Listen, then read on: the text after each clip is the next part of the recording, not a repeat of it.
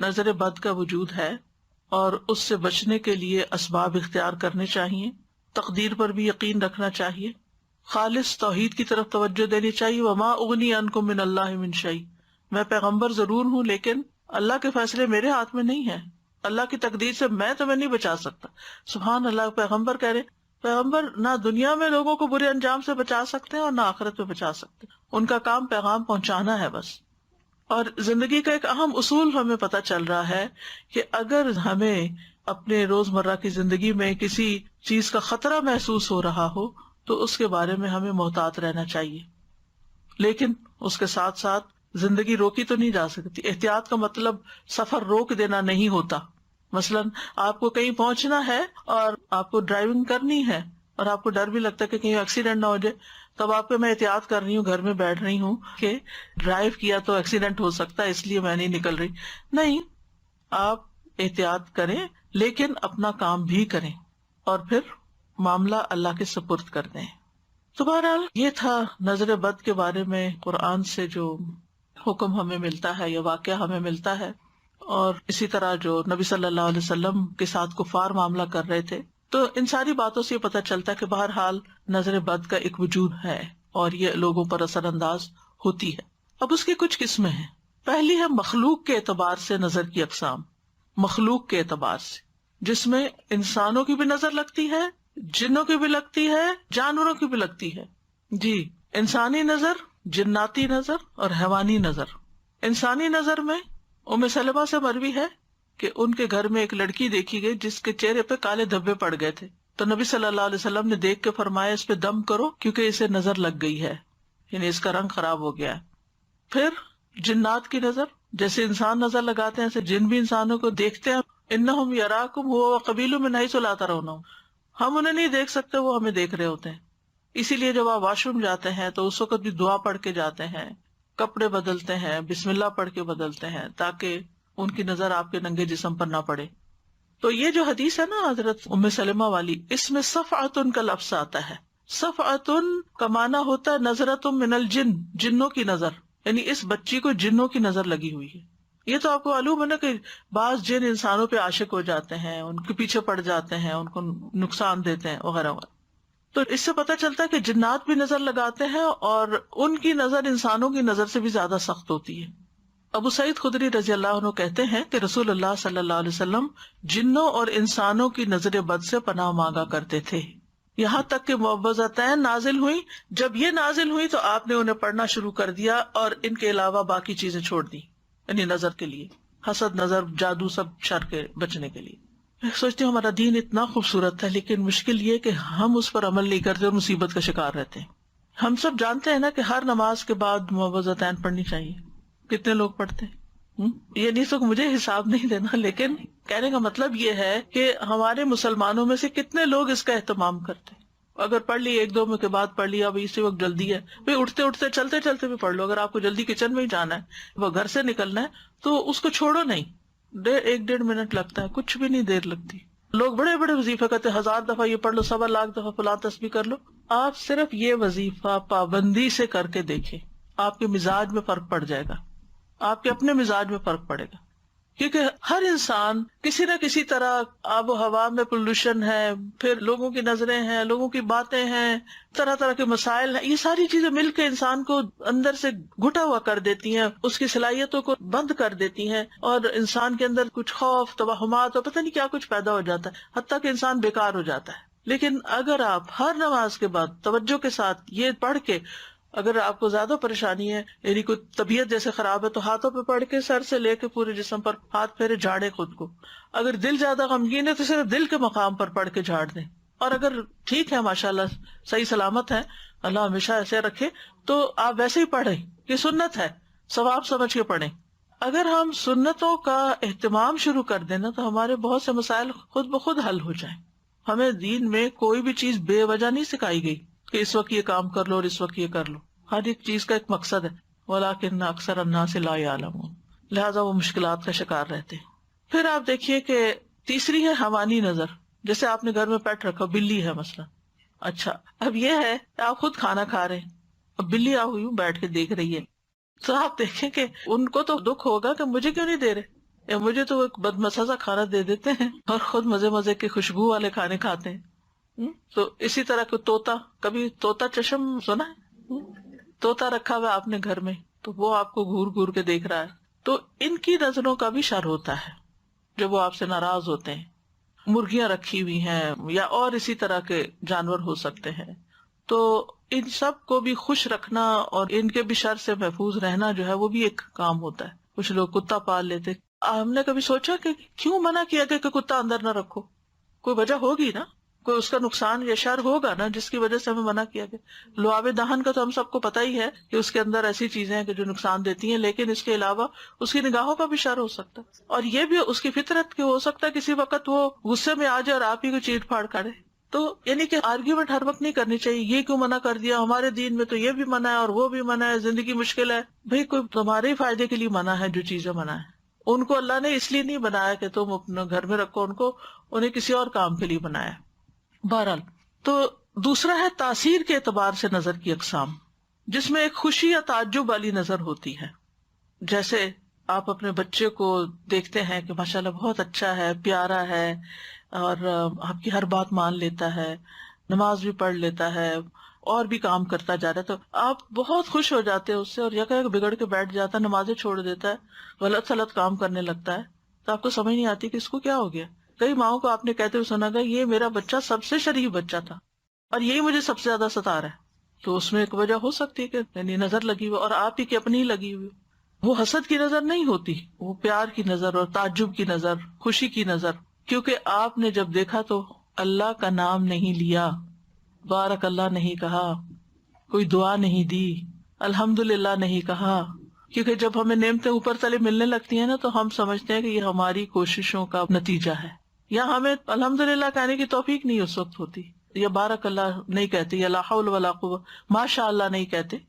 وہ باغ والے کا قصہ سورۃ الکہف میں آتا ہے نا، تو اللہ تعالیٰ فرماتے ہیں وَلَوْلَا إِذْ دَخَلْتَ جَنَّتَكَ قُلْتَ مَا شَاءَ اللَّهُ لَا قُوَّةَ إِلَّا بِاللَّهِ إِن تَرَنِي أَنَا أَقَلَّ مِنْكَ مَالًا وَوَلَدًا.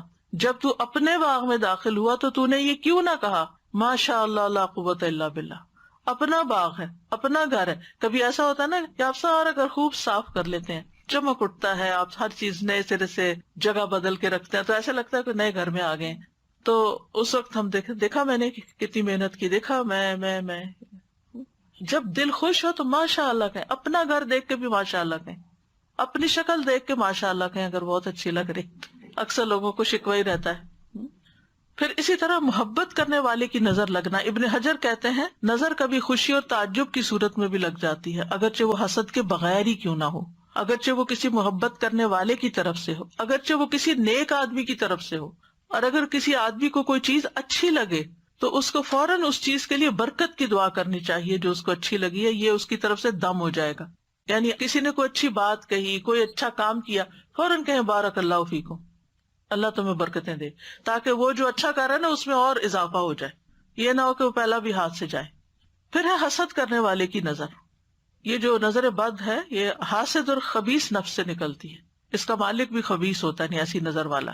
اور اس میں اصل میں نعمت کے ختم ہونے کی خواہش ہوتی ہے جو اللہ نے محسود کو دی ہے. جیسے اہل کتاب نبی صلی اللہ علیہ وسلم سے حسد رکھتے تھے اور کیا چاہتے تھے، لو یردونکم من بعد ایمانکم کفارا حسدا من عند انفسہم من بعد ما تبین لہم الحق. یعنی وہ کیا چاہتے ہیں کہ تمہارے ایمان کے بعد پھر سے تمہیں کافر بنا دیں اپنے دلوں کے حسد کی وجہ سے، اس کے بعد کہ حق ان کے لیے خوب واضح ہو چکا ہے. پھر ایک ہے بیمار کر دینے والی نظر، اور یہ وہ نظر ہے کہ جس کے لگنے سے انسان کے اندر جسمانی بھی اور روحانی بیماریاں پیدا ہو سکتی ہیں. نبی صلی اللہ علیہ وسلم نے فرمایا بے شک نظر بد آدمی کو اللہ کے حکم سے دیوانہ کر دیتی ہے، مجنون کر دیتی ہے، نفسیاتی مریض بنا دیتی ہے. پھر ہے العین المعطلہ متلفہ، کسی خاص عضو کو بیکار کر دینے والی نظر. یعنی جسم کا کوئی حصہ بہت خوبصورت کسی کو لگ رہا ہے اور وہ دیکھتا ہے تو وہ حصہ کام کرنا چھوڑ دیتا ہے، شل ہو جاتا ہے یا بیکار ہو جاتا ہے. پھر آگ والی نظر، مہلک نظر، اور یہ وہ قسم ہے کہ جس کو لگتی ہے اس کے اوپر فوری شدید ترین اثر ہوتا ہے. اسمائی کہتے ہیں میں نے ایک آدمی کو دیکھا، اس کی نظر بہت کثرت سے لگتی تھی. اس نے کسی گائے کے متعلق سنا کہ اس کو اس کے دودھ کی دھار کا نکلنا اچھا لگا تو اس نے کہا ان میں سے کون سی گائے ہے؟ تو انہوں نے اس گائے سے توریہ کرتے ہوئے کہا کہ فلاں گائے ہے. کوئی اور گائے بتا دی. وہ دودھ والی نہیں بتائی کہ اس کو نظر نہ لگ جائے. ہوا یہ کہ دونوں ہی ہلاک ہو گئی, دودھ والی بھی دوسری بھی. میں نے اسمائی سے یہ بھی کہتے ہوئے سنا, جب میں کوئی ایسی چیز دیکھتا ہوں جو مجھے اچھی لگتی ہے تو محسوس کرتا ہوں کہ میری آنکھوں سے ایک تپش حرارت نکلتی ہے, آنکھ میری گرم ہو جاتی ہے. اپنی فیلنگ, یعنی کہ ان کو یہ تھا کہ میری نظر لگ جاتی ہے. تو بعض اوقات کسی کو نہیں پتا کہ اس کی نظر لگتی ہے یا نہیں, لیکن بعض لوگوں کو خود محسوس ہو جاتا ہے کہ دیکھنے کے بعد اس کی آنکھیں جیسے جلن سی ہونے لگتی ہے نا آنکھوں میں, اس طرح کی کیفیت پیدا ہو جاتی ہے. جی السلام علیکم استاذہ جی. ایک صاحبہ خود کہتی ہیں کہ میری نظر بہت پتھر پہاڑ ہے تو مجھ سے سنبھل کے رہنا.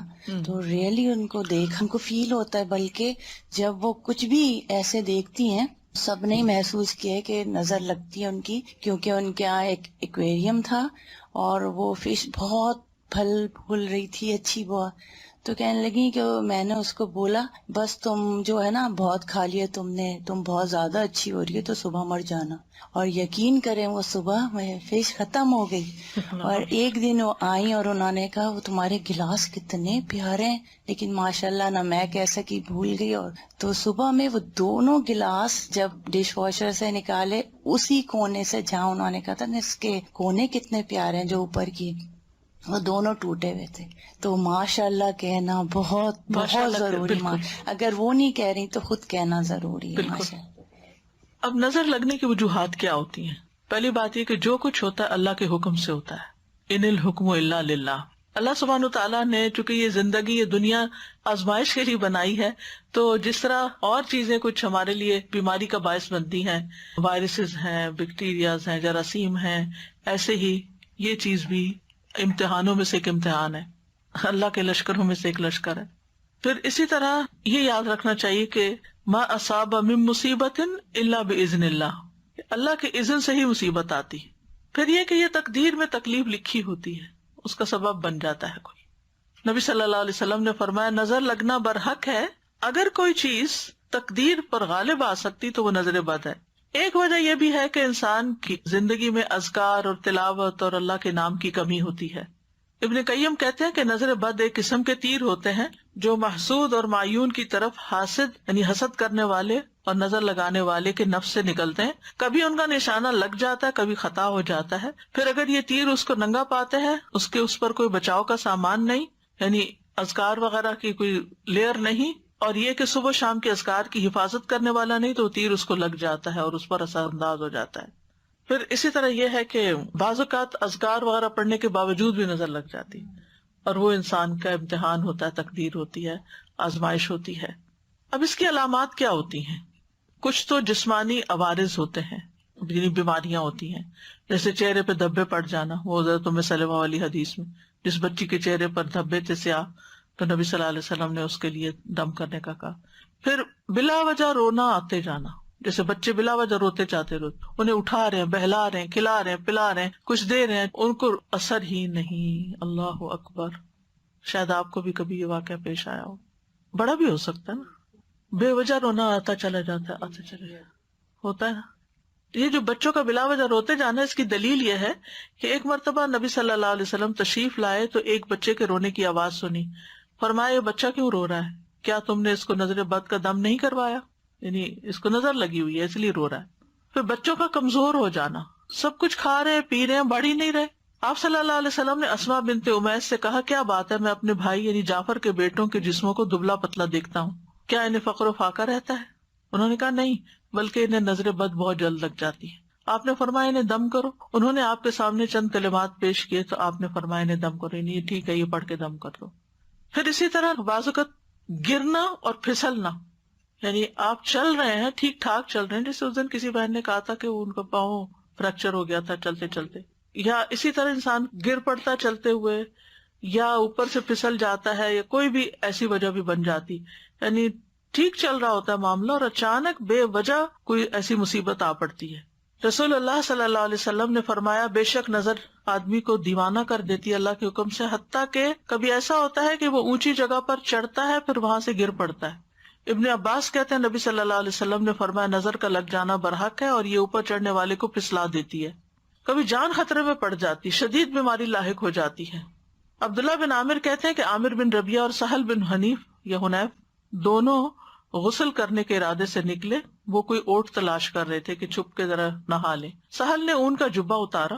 عامر کہتے ہیں میں نے اسے دیکھا تو اسے میری نظر لگ گئی. وہ پانی میں اتر کر نہانے لگ گیا. میں نے پانی میں اس کے بڑبڑانے کی آواز سنی. میں اس کے پاس آیا, 3 دفعہ آواز دی, اس نے جواب نہ دیا. پھر میں نبی صلی اللہ علیہ وسلم کے پاس آیا اور ساری بات بتائی. آپ تشریف لائے اور پانی میں داخل ہو گئے. گویا میں اب بھی آپ کی پنڈلیوں کی سفیدی دیکھ رہا ہوں. آپ نے اس کے سینے پر 3 دفعہ ہاتھ مارا, پھر یہ دعا دی, اللہم اذہب عنہ حرہا وبردہا ووصبہا, اے اللہ اس کی گرمی اور سردی اور بیماری اور لاغری دور کر دے. پھر کھڑے ہوئے اور فرمایا, جب کسی کو اپنے بھائی کا وجود یا کوئی مال پسند آئے تو اس کے لیے برکت کی دعا کرے, کیونکہ نظر کا لگ جانا برحق ہے. یعنی وہ اتنی دیر میں ہی جیسے گویا کہ دنیا سے جانا شروع ہو گئے. اسی طرح دیگر جسمانی علامات بھی ہوتی ہیں, جیسے سر کا دکھنا, بے وجہ بخار چڑھ جانا بغیر کسی وجہ کے, دونوں یا کسی ایک کندھے میں درد ہونا جیسا کہ کوئی انگارہ یا تپش ہو, کندھے میں یا بازوقت پیچھے ایک جگہ ایسے جلنے سے لگ جاتی ہے. پشت کے نچلے حصے میں درد ہونا, یعنی بیک بون پہ نیچے کی طرف. قرآن سنتے وقت جمائیوں کا زیادہ, یون بہت کرنا. جب فضا میں خنکی ہو تو جسم کی حرارت کا بڑھ جانا ٹھنڈک سے, اور اس کے برعکس بھی گرمی ہو تو جسم کو بہت ٹھنڈا ہو جانا, اپوزٹ ٹیمپریچر پہ چلے جانا. بالوں کا اچانک گرنا کہ پورے پورے لچھے ہاتھ میں آنے لگ جائیں. ذہنی پراگندگی زیادہ ہونا کہ فوکس نہیں کر پا رہے. وزن اچانک کم ہونا شروع ہو جانا. کھانے کی خواہش ختم ہو جانا. چیز کو ذہن میں رکھنے, حفظ کرنے اور سمجھنے کی قدرت نہ ہونا, فوگی سا ذہن ہو جانا. کثرت سے پسینے آنا اور پسینے کی بو کا بھی چینج ہو جانا, متغیر ہو جانا. جلد پر پھوڑے پھنسیوں یا خارش کا ظاہر ہونا. نیند کا کم آنا اور زیادہ تر جاگنا. علیحدگی اور تنہائی پسند کرنا. رونے کی خواہش کرنا یا ہمیشہ روتے ہی رہنا. تو یہ کبھی کبھی چیزیں اکٹھی بھی ہو سکتی ہے اور کبھی کوئی ایک بھی ہو سکتی ہے, اور ان میں ایک راکی فرق کر سکتا ہے جو تجربہ کار ہوتے ہیں. پھر اجتماعی عوارض, مجالس سے علیحدگی اختیار کر لینا, اینٹی سوشل ہو جانا, کسی سے ملنا جلنا نہیں. مال میں برکت نہ ہونا. معیار زندگی اچانک گر جانا. کام سے نفرت, باوجود قدرت اور ہمت کے کام کرنے کی خواہش نہ رہنا. رزق تلاش کرنے سے روگردانی کرنا, بہت کام کر لیا, میں ریٹائرمنٹ لینا چاہتا ہوں.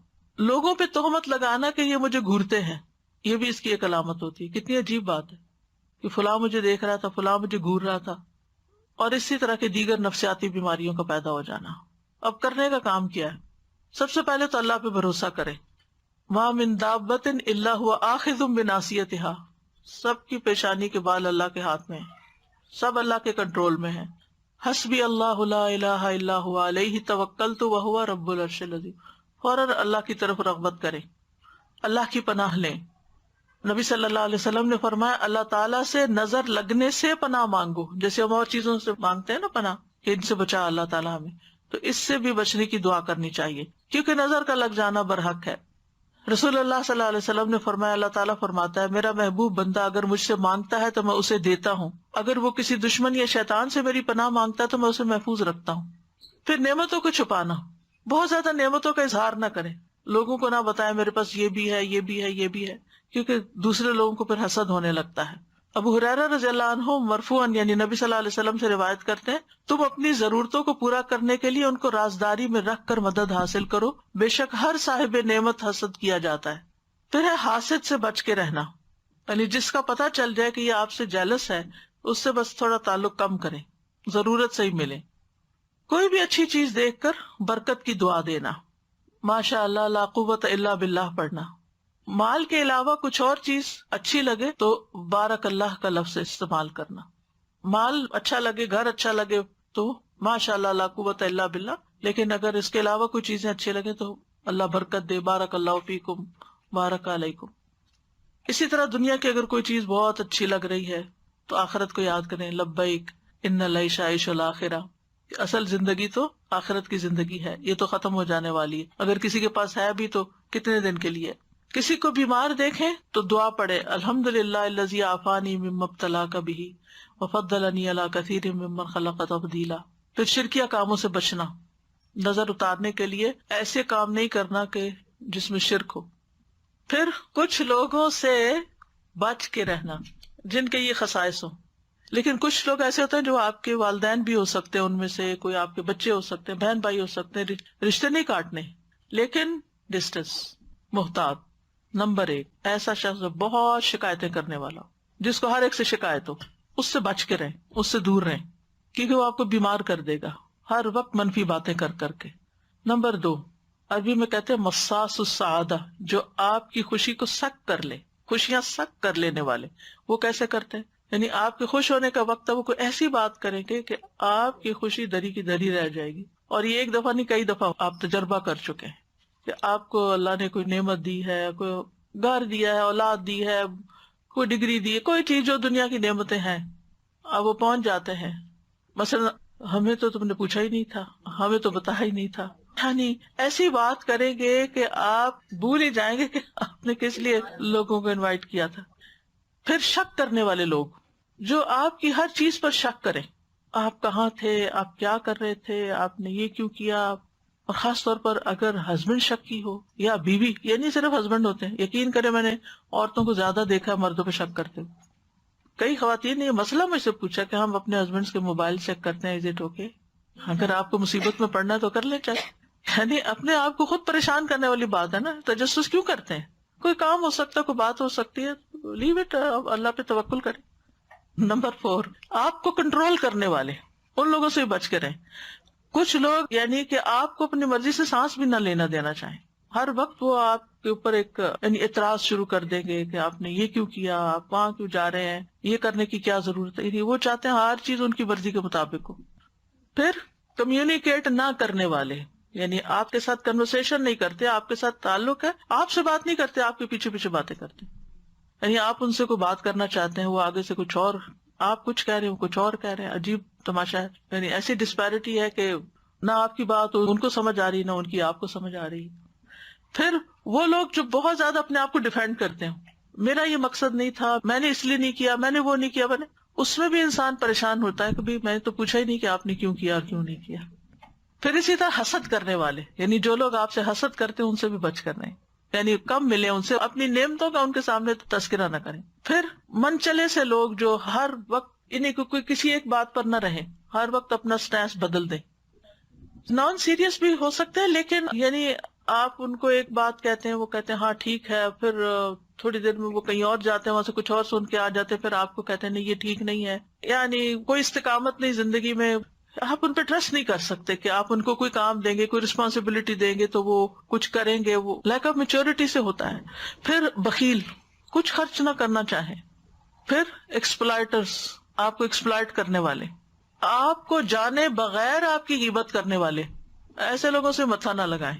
یا کسی کو جانے بغیر، مثلا نہ آپ کسی پولیٹیشین کو جانتے ہیں، نہ آپ کبھی اس سے ملے ہیں، نہ آپ کو کوئی حقیقت پتا ہے، جھوٹے پروپیگنڈے سن کے آپ بھی ساتھ شامل ہو جاتے ہیں، فلاں چور ہے، فلاں ایسا، فلاں ویسا۔ یہ آپ نے کون سی چیز دیکھی تھی، آپ کی آنکھوں نے دیکھی تھی یا کانوں نے اس کے منہ سے کچھ سنا تھا، فرسٹ ہینڈ انفارمیشن کیا آپ کے پاس؟ اس قسم کے لوگ جو لوگوں کی برائیاں آپ سے آ کے کریں، ان سے بھی بچ کے رہیں۔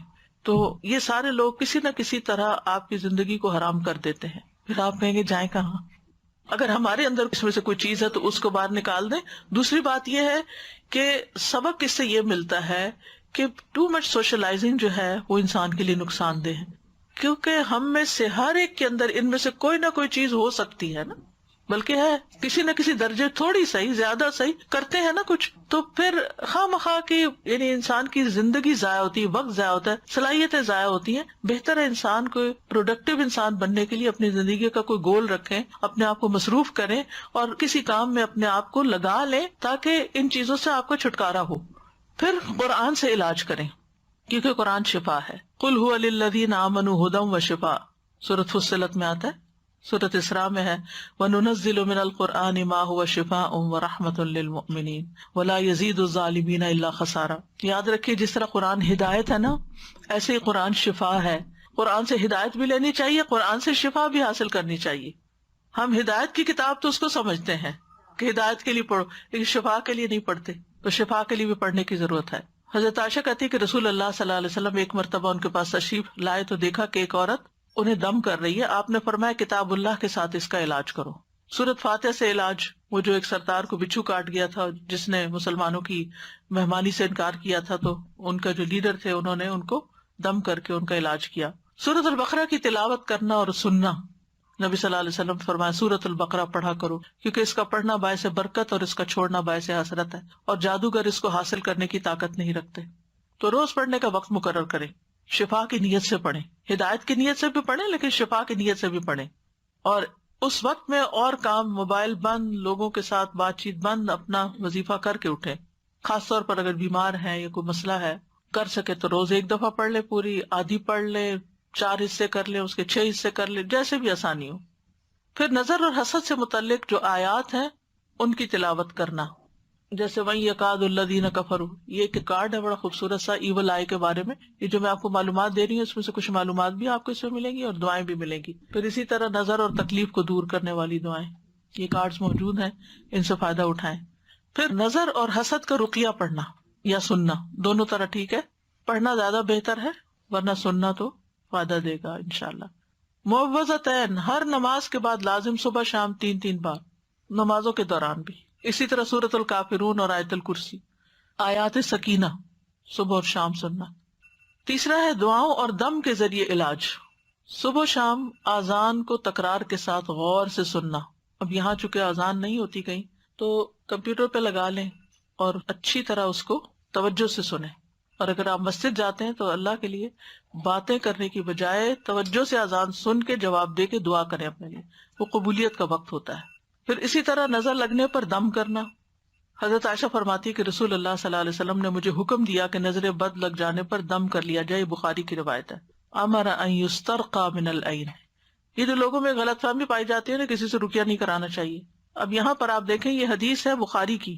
حضرت عائشہ کہتی ہیں امرنی رسول اللہ صلی اللہ علیہ وسلم ان یسترقى من العین، مجھے نبی صلی اللہ علیہ وسلم نے حکم دیا کہ نظر بد لگ جانے پہ دم کر لیا جائے.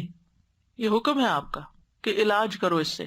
مسلم کی روایت میں آتا ہے انس بن مالک رضی اللہ عنہ سے دم کرنے کے بارے میں، انہوں نے کہا بخار، پہلو کے پھوڑے اور نظر بد میں دم کرنے کی اجازت دی گئی ہے، یعنی اس کا علاج دم سے کر سکتے ہیں. ہاں، شرکیہ دم سے بچنا چاہیے. جس دم سے بچنے کا حکم ہے نا وہ شرکیہ دم ہے. عوف بن مالک کہتے ہیں ہم جاہلیت میں دم کیا کرتے تھے. ہم نے عرض کیا اللہ کے رسول صلی اللہ علیہ وسلم آپ اس بارے میں کیا فرماتے ہیں؟ آپ نے فرمایا تم اپنے دم میرے سامنے پیش کرو. کیا پڑھتے تھے؟ اور ایسے دم میں کوئی حرج نہیں جس میں شرک نہ ہو. یعنی اس کا مطلب کیا ہے پھر کہ وہ اگر قرآن اور سنت سے نہیں بھی لیکن الفاظ صحیح ہیں، اللہ کو پکارا جا رہا ہے تو اس سے بھی دم کر سکتے ہیں، اس کی بھی اجازت ہے. کیونکہ بعض لوگ اس پہ اعتراض اٹھا دیتے ہیں یہ جو آپ پڑھ رہے ہیں یہ سنت میں تو نہیں لکھا ہوا یہ لفظ.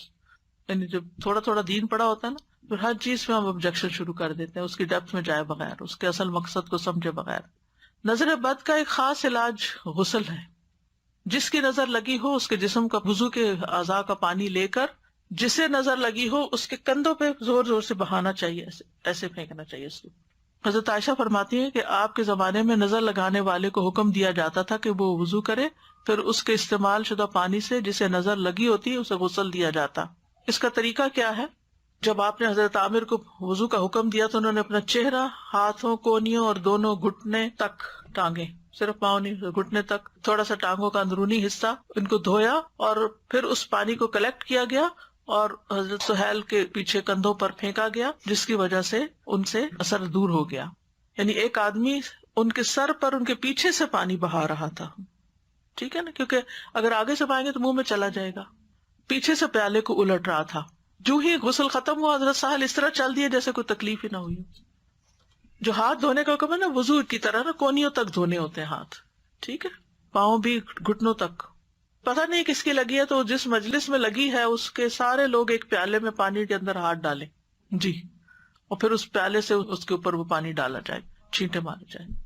اگر وہ چلا گیا ہے اب تو اس کی اگر کوئی بھی چیز ہے، اگر وہ چائے پی کے گیا مثلا تو جس کپ میں اس نے چائے پی ہے نا وہ اس کا پانی لے لیا جائے. اگر اس کا کوئی کپڑا یا کوئی چیز ہے تو وہ پانی میں ڈبو لی جائے. یہ اس سے شفا ہو جاتی ہے. اصل میں اگر دین نہیں پڑھا نا اس لیے برا مانتے ہیں. اگر مجھ سے کوئی کہے کہ پانی دے دے تو میں تو دے دوں گی، مجھے تو کوئی مسئلہ نہیں ہے، میں تو انسان ہوں، کمزور ہو سکتا ہے، میری نظر لگ گئی ہے، نظر برحق ہے، کیا ہوا؟ محبت سے بھی لگ جاتی ہے. تو اگر نہیں پتا نا تو یہ میں کہہ رہی ہوں کہ جہاں آپ کو لگا کہ اس مجلس میں گئی تھی اور یہاں لگی تھی، وہاں جتنے لوگ ہیں ان سے ریکویسٹ کریں کہ یہ پانی کا پیالہ ہے، اس کے اندر ہاتھ ڈال دیں. بس ہاتھ ڈالنا ہے سب نے، بس انہیں بتا دیں کہ یہ نظر کا علاج ہے اور سب کا پانی لے رہے ہیں تاکہ کوئی ایک پن پوائنٹ نہ ہو. ٹھیک ہے نا. پھر قرآنی آیات پڑھی جائیں جن میں لفظ حسد آتا ہے، جیسے کفارن حسدن من عند انفسہم، البقرہ 109، النساء 54، ام یحسدون الناس والی آیت. پھر سورۃ طٰہٰ 131، ولا تمدن عینیک الی ما متعنا بہ. سورۃ کہف 39، ولولا اذ دخلت جنتک قلت ما شاء اللہ.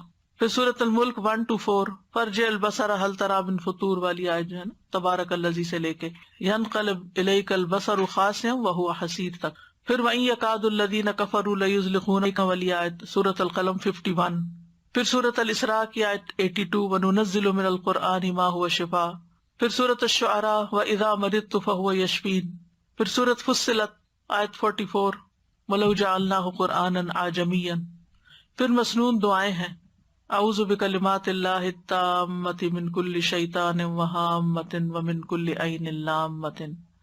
میں پناہ لیتا ہوں اللہ کے پورے پورے کلمات کے ذریعے اور ہر ایک شیطان سے اور ہر زہریلے جانور سے، ہامہ، اور ہر نقصان پہنچانے والی بری نظر سے، لامہ. پھر اولاد کو اللہ کی پناہ میں دینا، جیسے نبی صلی اللہ علیہ وسلم صحیح بخاری کی روایت میں آتا ہے کہ حضرت حسن اور حسین کے لیے پناہ طلب کیا کرتے تھے، اعوذکما کہہ کے.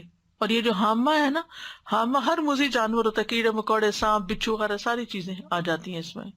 پھر صحیح مسلم کی روایت میں بسم اللہ ارقیک من کل شیء یؤذیک من شر کل نفس وعین حاسد اللہ یشفیک بسم اللہ ارقیک. دوسرے کو آپ دم کریں. یہ جبریل علیہ السلام نے نبی صلی اللہ علیہ وسلم پر دم کیا تھا. اب وہ جو لوگ کہتے ہیں دم نہیں کرانا چاہیے، تو پھر آپ انکار کر دیتے جبریل میں نے تو نہیں کرانا، تو میں ویسے ہی ٹھیک ہو جاؤں گا.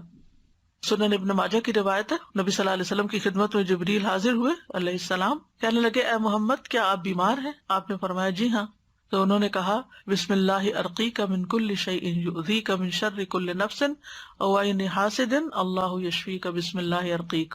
اللہ کا نام لے کے رقیہ کیا. ارقیک کا مطلب میں تمہیں رقیہ کرتا ہوں، دم کرتا ہوں. تو شرعی رقیہ کرانا جائز ہے. صحیح مسلم میں ہے بسم اللہ یبریک ومن کل داء یشفیک ومن شر حاسد اذا حسد وشر کل ذی عین. اللہ کے نام کے ساتھ وہ آپ کو صحت دے اور ہر بیماری سے شفا دے، اور حاسد کے شر سے جب وہ حسد کرے، اور ہر بری نظر والے کے شر سے. حضرت عائشہ تو یہ کہتی ہے کہ صحیح مسلم کی روایت میں کہ جب کبھی نبی صلی اللہ علیہ وسلم بیمار ہوتے تو جبریل یہ پڑھ کر ان پہ دم کرتے تھے، یہ والی دعا. تو بسم اللہ یبریک، یبریک کا مطلب اللہ آپ کو شفا دے، بری کر دے اس سے. پھر امسح البأس رب الناس بیدک الشفاء لا کاشف لہ الا انت. اے لوگوں کے رب اس تکلیف کو دور فرما، شفا تیرے ہاتھ میں ہے، تیرے علاوہ کسی سے کہیں شفا نہیں مل سکتی. حضرت عائشہ کہتی ہیں میں رسول اللہ صلی اللہ علیہ وسلم پر نظر بد سے حفاظت کے لیے دم کرتی تھی. کرنے والا کون ہے اور کس پر کیا جا رہا ہے؟ جبریل کا تو سمجھ میں آتا ہے. حضرت عائشہ رسول اللہ صلی اللہ علیہ وسلم پہ دم کر رہی ہیں، تو مطلب یہ کہ عورت اپنے باپ کو، بھائی کو، بیٹے کو، شوہر کو دم کر سکتی ہے کہ میں رسول اللہ صلی اللہ علیہ وسلم پر نظر بد سے حفاظت کے لیے دم کرتی تھی. وہ اس طرح کہ میں اپنا ہاتھ ان کے سینے پر رکھتی اور یہ دعا کرتی امسح البأس رب الناس بیدک الشفاء لا کاشف لہ الا انت. اے لوگوں کے رب اس تکلیف کو دور فرما، شفا تیرے ہاتھ میں ہے، تیرے علاوہ اسے کہیں اور سے شفا نہیں مل سکتی. پھر ایک اور ہے اذهب البأس رب الناس اشف انت الشافی لا شفاء الا شفاؤک شفاء لا یغادر سقما. اے لوگوں کے رب اس تکلیف کو دور فرما، مجھے شفا عطا فرما، تو ہی شفا دینے والا ہے، تیرے علاوہ کسی کی شفا کچھ نہیں کر سکتی. ایسی شفا عطا فرما جو بیماری کا نام و نشان بھی نہ چھوڑے. اور پھر اس کے علاوہ کچھ اور مسنون دعائیں جیسے اللہم انی اسألک من الخیر کلہ عاجلہ وآجلہ ما علمت منہ وما لم اعلم واعوذ بک من الشر کلہ عاجلہ وآجلہ ما علمت منہ وما لم اعلم. اور اللہم انی اسألک من خیر ما سألک عبدک ونبیک واعوذ بک من شر ما عاذ بہ عبدک ونبیک. اللہم انی اسألک الجنۃ وما قرب الیہا من قول وعمل واعوذ بک من النار وما قرب الیہا من قول وعمل واسألک ان تجعل کل قضاء قضیتہ لی خیرا. تو یہ ہر قسم کے شر سے حفاظت کی دعا ہے. پھر اعوذ بکلمات اللہ التامۃ من غضبہ وشر عبادہ ومن ہمزات الشیاطین وان یحضرون. میں اللہ کے کامل کلمات کی پناہ میں آتا ہوں اس کی ناراضگی سے اس کے بندوں کی شرارتوں سے، شیطانوں کے وسوسوں سے، اور اس بات سے کہ وہ میرے پاس آئے. تو یہ ڈر اور گھبراہٹ کے وقت کی دعا ہے. نبی صلی اللہ علیہ وسلم صحابہ کو یہ سکھاتے تھے. اب کون انسان ہے جو کہے کہ مجھے کبھی گھبراہٹ نہیں ہوئی؟ بلا وجہ بعض اوقات بیٹھے بیٹھے گھبراہٹ شروع ہو جاتی ہے، سمجھ نہیں آتی کیا وجہ ہوئی ہے. تو اس سے نکلنا بہت جلدی ضروری ہے، ورنہ یہ چیزیں انسان کے اعصاب کو کمزور کر دیتی ہیں. پھر اعوذ بکلمات اللہ التامات من شر ما خلق شام کے وقت 3 بار. اور کسی جگہ اگر پڑاؤ کرے، کسی جگہ پر جائیں تو وہاں بھی پڑھ لیں. جہاں لوگوں کی گیدرنگ میں جائیں نا، وہاں بھی پڑھ لیا کریں کہ کسی کی نظر نہ لگے، کیونکہ انسان خاص طور پہ تیار ہو کے جاتا ہے. بسم اللہ الذی لا یضر تو صبح شام ہے ہی 3 دفعہ. اور اللہم عافنی فی بدنی، اللہم عافنی فی سمعی، اللہم عافنی فی بصری، لا الہ الا انت، صبح شام 3 بار. تو یہ ساری چیزیں تو ہمارے دین نے ہمیں سکھا دی ہیں. ضرورت اس بات کی ہے کہ ہم ان پر عمل کرنے والے بنے. اللہ ہمیں توفیق عطا فرمائے.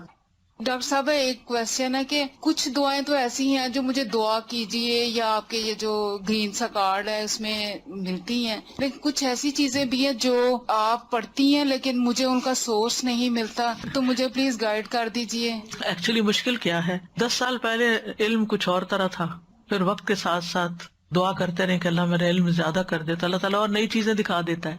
تو الحمدللہ اس لیے جیسے آج کچھ دعائیں آپ کو بتائی ہیں، یہ پہلے کبھی نہیں بتائی تھی. جیسے آیات بتائی ہیں نظر لگنے پر، اس سے پہلے کبھی نہیں بتائی. تو وہ پھر یہ ہے کہ سن کے لکھ لیا کریں جب میں بولتی ہوں.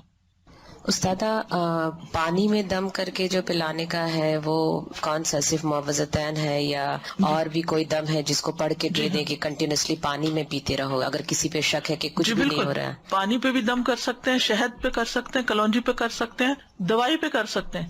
یعنی جو دوا آپ کھاتے ہیں کوئی بیماری کے، اس پہ بھی دم کر سکتے ہیں. تو کوئی اسپیسیفک دم یا پورا رقیہ پڑھے یا صرف سورۃ فاتحہ؟ سب سے بہترین رقیہ تو سورۃ فاتحہ ہے. سورۃ فاتحہ. اگر اور کچھ نہیں پڑھنا تو سورۃ فاتحہ 1 دفعہ 3 دفعہ 7 دفعہ وہی پڑھ لیں. اور امیجن کر کے کر سکتے ہیں اگر پانی بھی نہیں پہنچ پا رہا یا نہیں پہنچ پا رہے ہیں کوئی انسان کے، اس کو امیجن کر کے. پیشنٹ جو ہے وہ اسپتال میں پڑے نا، آپ جا سکتے ہیں فون کر کے دم کر دیں، فون پہ بھی ہو سکتا ہے. فون پہ امیجن. جزاک اللہ. تو سر جیسے ہم خود نہیں کر سکتے تو جیسے بہت لمبا رکیہ تو یوٹیوب کے اوپر رکیہ ہے، تو ایسے کر سکتے ہیں کہ پانی کی بوتلیں آگے رکھتے ہیں اور رکیہ چلتا رہے؟ وہ بھی چلتا رہے اور آپ بھی لیٹ جائیں اور بالکل بیچ میں کوئی ڈسٹربنس نہ ہو، کنٹینیوسلی وہ ہو اور پھر اس پانی کو استعمال کر لیں. جیسے استاذہ ایک بچی کا سنا ہے، بہت ہی اچھے طریقے سے ان کا نکاح ہوا الحمدللہ، جوان دونوں، اور دونوں ایک دوسرے کو بہت پسند کرتے تھے، لیکن اچانک اتنا وہ بچہ ڈپریشن میں چلا گیا اور یہ بچی ڈپریشن میں چلی گئی اور ان کا ٹوٹنے کے اوپر آ رہا ہے. تو ڈیفینیٹلی ایسے ہی لگ رہا ہے کہ جیسے نظر، تو ان کو دم ہی کرنا چاہیے. بالکل. ایک بات یاد رکھیے، جتنی اس وقت میں دعائیں نہیں کروا رہی ہوں نا، یہ ساری انشاءاللہ دعائیں ایپ کے اندر جا رہی ہیں. کچھ چلی گئی ہیں، کچھ جائیں گی. یہ سارے لیکچرز بھی اس ایپ میں ڈلوا رہے ہیں تاکہ اگر کسی کو دوبارہ سننا ہو تو ادھر ادھر ڈھونڈنے کی بجائے اسی ایپ کے اندر سن لیں. اس کا ٹائٹل قریب و مجیب ہے، تو اس کے اندر یہ سارے ٹائٹل کے ساتھ سارے لیکچرز آڈیو بھی موجود ہوں گے، اور ان کے اندر کی جو دعائیں ہیں وہ نکال کے ٹیکسٹ کی صورت میں بھی انشاءاللہ ڈالیں گے. وآخر دعوانا ان الحمد للہ رب العالمین. سبحانک اللہم وبحمدک، اشہد ان لا الہ الا انت، استغفرک واتوب الیک. السلام علیکم ورحمۃ اللہ وبرکاتہ.